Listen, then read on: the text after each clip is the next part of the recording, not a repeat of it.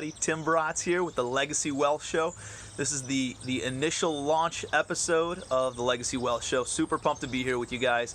I got some big goals, some big ambitions for this show, and one of the things I want to do is I want to help 1 million people become financially free through a lot of the things that we're going to share with you through the show. So I'm actually coming to you guys from Barcelona, Spain right now. I'm out here hanging out with my family, sitting on the rooftop terrace of our villa that we rented for a few weeks, and just hanging out, visiting my brother who lives out here, and he's actually getting married, so we got some family in town, and then my family, my wife and my kids and I are going to hang out for another couple of weeks thereafter and just kind of tool around and have fun in Europe. So got me thinking about you guys, got me thinking about legacy wealth and what is legacy wealth, and some of the foundational items that I want to share with you guys through this podcast, through this show over the coming years, and what we can do to really help you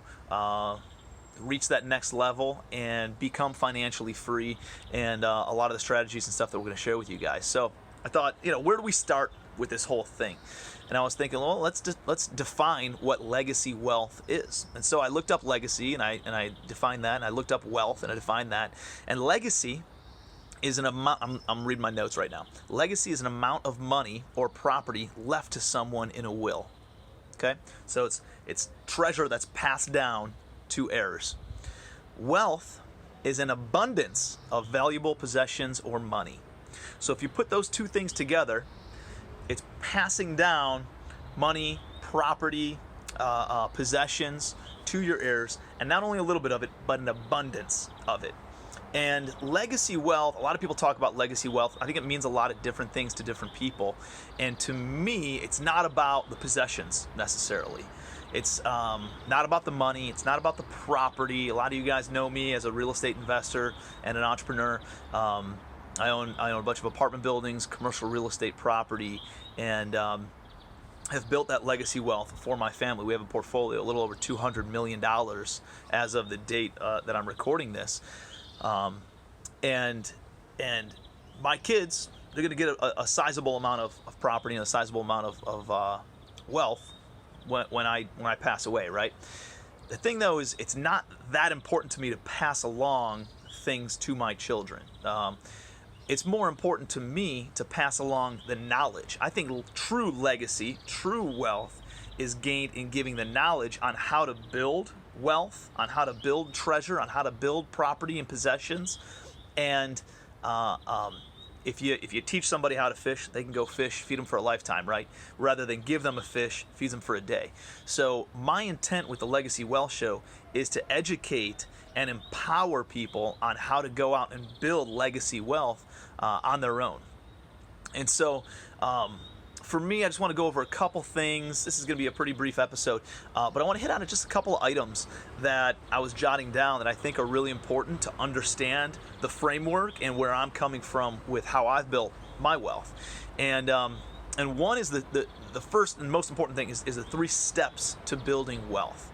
And the first step is making money.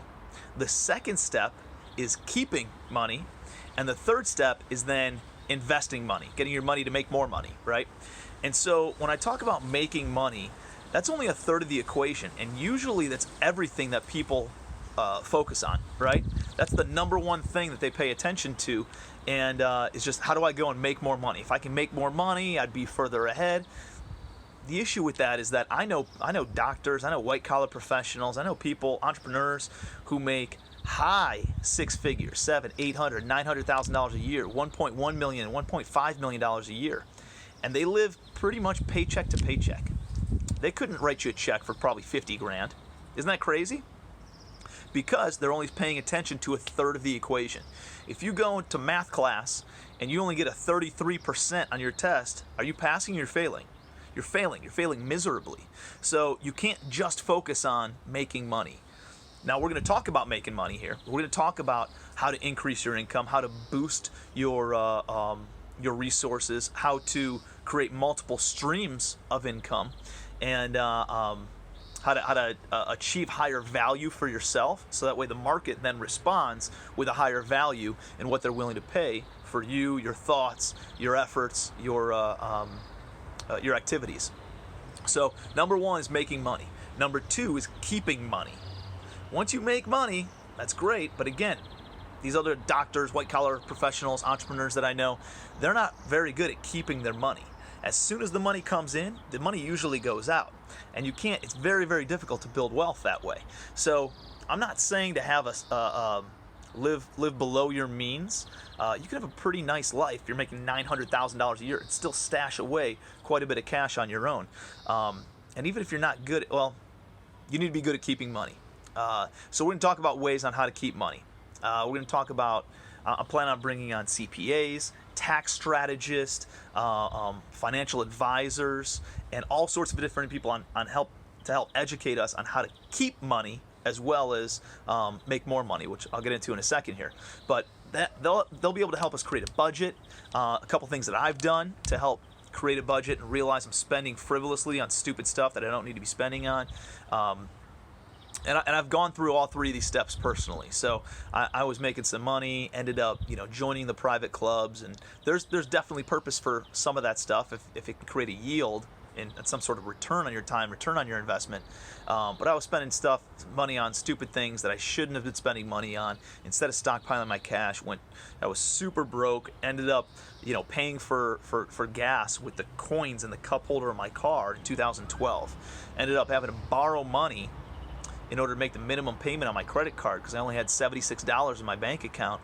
My credit card was maxed out at $25,000. And it was a tough place to be in, but it educated me significantly on the importance of being a good steward of capital and not just spending frivolously on stupid stuff when I don't have the money and the means and the residual and the passive income coming in on a recurring basis. Can't do that, right? So we're going to talk a lot about how to keep money from a tax strategy, from a personal finance strategy in your business, how to trim the fat in your own personal business, all those different things that you have going on, and so that way you can stockpile more money of your own for step number three. Step number three is investing money, getting your money to make more money for you. So that way you're making money even when you're not at work. I'm talking to you from Barcelona, Spain right now.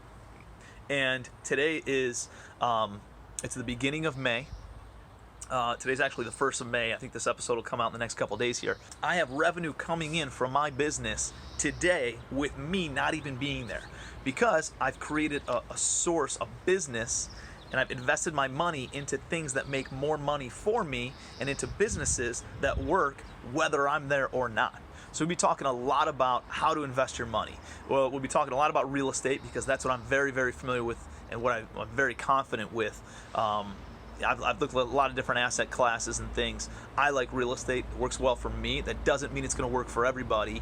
For whatever your goals, your ambitions, your long-term plays are, right? So because of that, I plan on bringing on insurance experts to talk about how you can make some residual income and recurring income with insurance, and maybe bring on a financial advisor, maybe bring on a venture capitalist and some other asset classes to talk about how to invest in some other businesses, so that way you're familiar and you're aware of what's available and what's out there. So I'm really, really fired up to talk about all three of those things, and also help you guys get educated on the difference between an asset and a liability.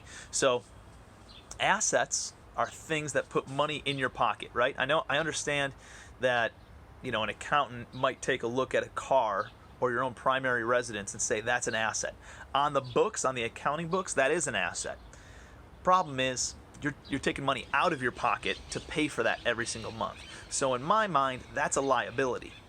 So the difference between assets, the difference between liabilities, assets are things that put money in your pocket every single month. Liabilities are things that take money out of your pocket every single month. And one of the things that we're going to be talking about is, one, building up your assets so that way you have residual income, so that way you have passive income, recurring revenue coming in on a regular basis, that cash flow and mailbox money that we all talk about and want and love, right? So we're going to talk about how to get that by buying assets that produce more income. Then you can use that income, the cash flow that it generates, to go and buy the liabilities, right? The other thing that we're going to talk about is how to take those liabilities and turn them into assets. I'll give you a couple quick examples. One is my office. I've been looking for an office for my own company, my management team, my investment staff, and thought about buying my own place and just having a single unit. And then I thought, why not buy a bigger building, utilize a couple of the spaces, and then rent out the rest of it. And then I'm taking something that would have fallen in that liability category, I'm turning it into an asset for the business. And so now I bought a 9-unit office building, renovated it, forced appreciation, created some equity in the property by the sweat equity that we were willing to put in, utilized 2 of the 9 units, the other 7 of them rented out, and generate enough revenue to cover all the operating expenses, all the debt service, and put some cash in my pocket every single month. And I have free office space. So you think about that, that's taking a liability and turning it into an asset. Same thing with vacation homes. I always wanted a vacation home down in Florida. I ended up buying one outside of Disney World. My kids are toddler age right now. They love Disney, so we go down there a couple times a year. And the thing is, if it's a vacation home and just a second home and I'm paying for it out of pocket, it ends up being a liability. How do I take that and turn it into an asset? Well, I turned it into a vacation rental. We rent it out whenever I'm not down there, and it generates enough revenue where it covers all the operating expenses, covers all the debt service. I'm pretty much break even because I do use it a few months a year, but I don't come out of pocket anything to operate it, to own it. And it gives me a free place to go on vacation to several months out of the year. So again, that's taking it a liability and turning it into an asset. The other thing you can do is collect enough assets where now I bought a rental property. I bought an apartment building that generates X number of dollars a month, $500, $1,000, $1,500 a month, that then can pay for that vacation rental, or it can pay for that luxury car, whatever that looks like to you, whatever it's important, the sort of liability that you're looking to buy. The other thing that we're going to be talking about is not just the wealth piece. I don't only want you guys to excel in the financial side. It's not okay to only be successful in the finance side if everything else is falling apart, right? So it's important to me that you're really, really good across all different aspects of your life. So we're going to be talking about how finance interweaves with relationships and with your health and with your spirit and with your mind and your mindset and the mental capacity and all those other things that we focus on. I want this show to help you excel in all aspects of your life, not just the wealth. We're going to be focused pretty heavily on the wealth piece because the wealth piece then gives you more options to focus on some of those other, it buys back your time to then go and do those other things. But I don't want you just focused on the money, right? How many times have we seen people who were super successful financially, a public success, but a private failure? Marriage is falling apart, health going to hell, and just not balanced. Now, I don't think balance is can be truly achieved. I think it's very difficult, and I think when people talk about balance, it's a lot of bullshit. But for me, you're always going to be leading in one or two of those different aspects of your life, right? Maybe your business is going great, your relationship's going great, your health, you're not working out as much as you want, you're not as trim and cut and buff as you want to be. Maybe you're not able to read as much as you hoped, and there's some other things that maybe are lacking, but a couple other things are really, you're crushing it, kicking it on all cylinders. Just because for me personally, I don't think balance is totally achievable, but that doesn't mean that I neglect everything else. I still work on those other things, I don't neglect those other things, and then I let different things excel in life based on where I am in life. So I hope that makes sense. So this is about being your best in everything that you do. If you're watching this, it's because there's a spark or something inside of you to be more, to do more, to have more, and to give more.